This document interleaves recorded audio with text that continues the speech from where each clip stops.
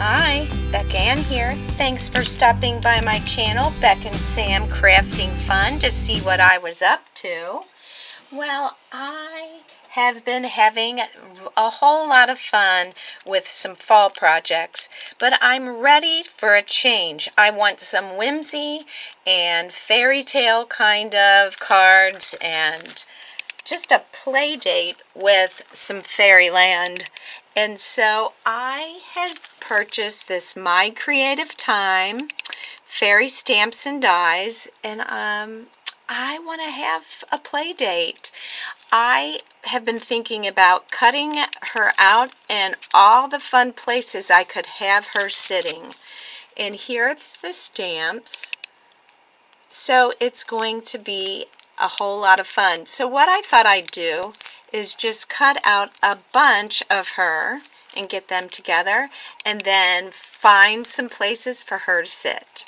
So stay tuned to see how it goes. So I wanted to show you how I'm cutting this out. There are a lot of little pieces for this cute little fairy girl. So I took some, I think this is called mint tape, and I've attached all of the pieces to it. And what I want you to see is there's little holes to help you punch it out. So I made sure that the hole sides were hanging off the mint tape so it'll be easier to punch it out, and I don't have to take the dies off of my tape every time I run it through. So I'm getting ready to do my last run through. I was watercoloring my little girls up, and I wanted to show you how I'm getting different skin tones for my little girls. And I'm sorry that light is in our way a little bit. Let me zoom in. But what I've done is you just pull some pinks and oranges. So I have some Blushing Bride that's Stampin' Up, a pale papaya. I'm using some, what's that color called? Tea dye ink. And then I'm also using the brown out of these brush pens from Studio Series. Nothing too extravagant. I'm just using my inks. And so then and I'm using a water pen for my. So you can see we've got a light shaded young little fairy, and she's got a darker skin tone. Now I could leave her pink, but I want to play. I want to see if we put a little tea dye, how her skin tone changes. Yeah, that's darkening her up. I just love to have my little fairies all different colors because we all come in different colors. We aren't all the same. So that is how I'm getting my different skin tones, and I just wanted to show you how to do that. And it's super easy. Watercolor is a really forgiving medium, and I'm getting more comfortable with it as I go. And so now this one used just the orange color and the brown, and so there's slightly different colors. Now we can go, I need to add some more water to this watercolor pen, but let's add some brown to her and give her some even darker tone to her skin, just like that. So I wanted to show you how we can change the skin tones. There. Oh my goodness, aren't these cute? They are adorable put together. Now I did want to tell you, I did cut out the hair in different colored cardstock. Instead of watercoloring the cardstock, I decided that it would be better to go back and cut out the hair in cardstock and all the little dresses in a different color. So I used some pattern paper on this one and a pink on this one and some blue and a purple. And I did not put the arms on these yet because I know what I'm going to do with these two. I've made some little arms for this one. Whoops, sorry. So I've been working on the first card, and I'm going to use the Sentiment Hugs and Kisses from this TPC Studio, My Funny Valentine. I liked how this was stitched and the shape, so I'm going to use that sentiment. And I have this Memories and More cardstock, card and envelopes pack. I do like to buy these pre-made. They are larger than an A2. They're a 6 1/4 by 4 1/4 card size, so they're a little bit bigger. But I love that they are already printed, and look how pretty the envelopes are. So I'm going to use that because for my background, this is just some Michaels cardstock reflections. It was called Blackboard, and I have this piece where they had these like frames. So I'm using one of those. And this little Fairy Wishes comes from the set, for the fairy set, one of the little stamps. And I put that behind a sprig that I had. And let me show you what I've done here.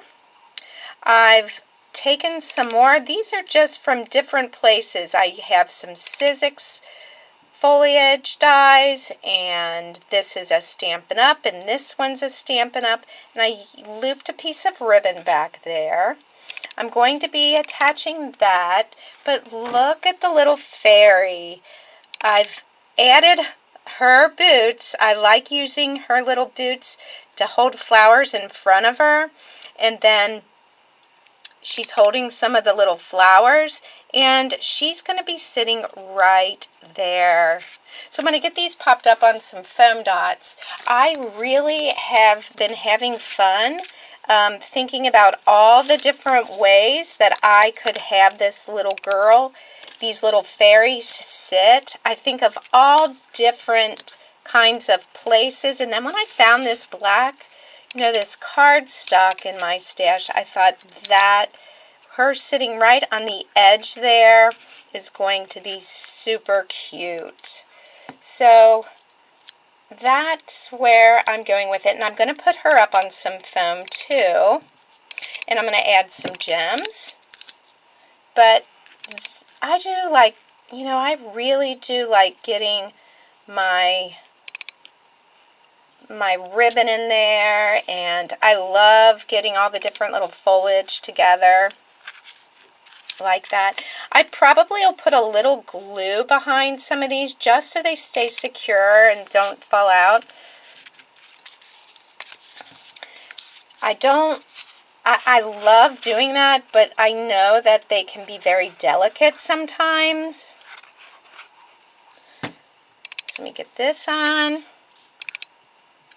I'm sorry if there's a glare. This paper has kind of like a shininess to it.